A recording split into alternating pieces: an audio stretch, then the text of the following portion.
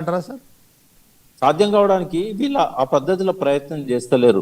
ప్రజలకు అర్థమయ్యే భాషలో చెప్పాలంటే ఆయన కొండారెడ్డిపాలెం పోతున్నాడు, బోర్డు ఏమో కొడంగల్ అని పెట్టుకున్నాడు.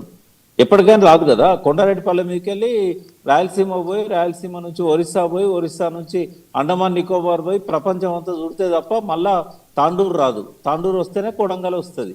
కాబట్టి ఎన్నటికీ కూడా ఆయనకు ఇచ్చే ఉద్దేశం లేదు కాబట్టి రాంగ్ డైరెక్షన్లో పోతున్నాడు.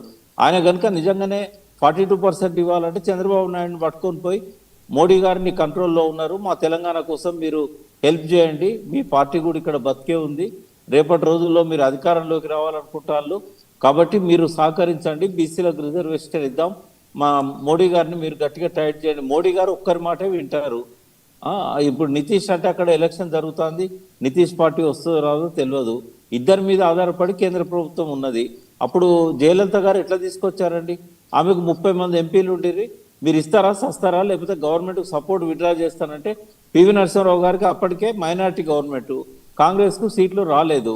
కాబట్టి ఇక తప్పనిసరి విధిలేని పరిస్థితుల్లో ప్రభుత్వాన్ని పోగొట్టుకోవడం పివి నరసింహారావు గారికి ఇష్టం లేక అప్పుడు సోనియా గాంధీని ఒప్పించి అప్పుడు ఏంటంటే గవర్నమెంట్ నుంచి వాళ్ళకు రాజ్యాంగంలోని 9వ షెడ్యూల్లో ఆ 69% రిజర్వేషన్లకు వాళ్ళు పెట్టారు కాబట్టి అక్కడ ప్రజలు అనుభవిస్తూ ఉన్నారు.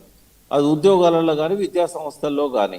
మరి అది జరగాలంటే ఇప్పుడు ఈయనకున్న ఒకే ఒక్క మార్గం చంద్రబాబు నాయుడు నా గురువు అని చెప్పుకుంటాడు. ఆయనే ఈయనని ఇక్కడ ముఖ్యమంత్రిగా పెట్టాడు. ఇప్పుడు డిఫాక్టో చీఫ్ మినిస్టర్గా చంద్రబాబు నాయుడే పరిపాలన చేస్తున్నాడు తెలంగాణలో. మరి ఆ పద్ధతిలో పోవాలి. ఇక్కడ బీజేపీ 8 మంది ఎంపీలను కలుపుకోవాలి, బీఆర్ఎస్ను కలుపుకోవాలి. ఇది ఎన్నటికైనా చేయగలుగుతాడా రేవంత్ రెడ్డి? సార్ ఈ పద్ధతిలో పోతే సక్సెస్ అవుతాడు. జంతర్ మంతర్ దగ్గర ధర్నా చేస్తున్నాడే ప్రజలకు అర్థం కావాలి. ఈయన పద్ధతిలో ప్రాపర్ పద్ధతిలో పోవట్లేదు, ఒత్తిడి తెచ్చి చేయాలనుకుంటాడు, ఎప్పటికీ సాధ్యం కాదని చెప్పి. రెండోది ఆయన ఎంత అంటే వ్యతిరేకంగా ఉన్నాడు బీసీలకు అని చెప్పడానికి 46% అని చెప్పకుండా ముస్లింలను కలిపిండు. ఎందుకంటే పుండు మీద కారం చల్లాలి కదా. బీజేపీ ముస్లింలు అంటే దూరంగా ఉంటుంది కదా. ఎక్కడ బీజేపీ 46%, 42% ఒప్పుకుంటుందో అని చెప్పి.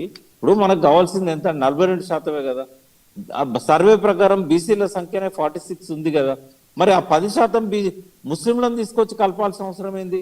అంటే అది ఏమంటారు దాన్ని, ఆ బీజేపీ ఈగోని హర్ట్ చేయాలి.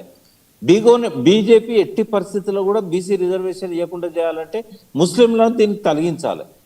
ఇది మనం బీసీలకు అర్థం కాకపోతే నేనేం చేయలేను. ఎందుకంటే తెలివితక్కువ వాళ్ళని తెలుసు, కానీ ఇంత తెలివితక్కువ వాళ్ళని నేను అనుకోను. ఒకవేళ కనుక ఇది కూడా అర్థం కాకపోతే ఎవరన్నా రేవంత్ రెడ్డి మనకు అనుకూలంగా చేస్తున్నాడని ఏ బీసీ అని అనుకుంటే అది వాడి భావదారిద్ర్యం అనుకుంటాం తప్ప బీసీలలో ఎవరి లోపల కూడా రేవంత్ రెడ్డి భ్రమలు ఉండకూడదు.